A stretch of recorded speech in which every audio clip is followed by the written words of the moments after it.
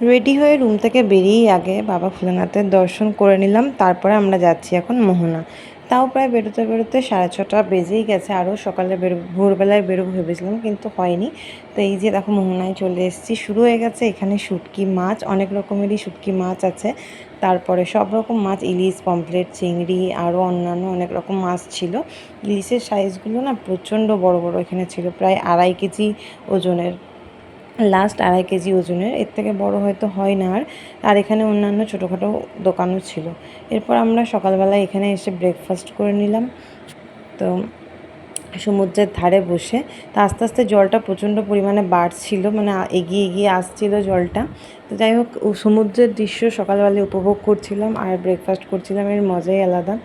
এরপরে সকাল সকাল বাবান একটু ঘোড়ার পিঠে চেপে নিল, এতে এনার্জি একটু বাড়বে।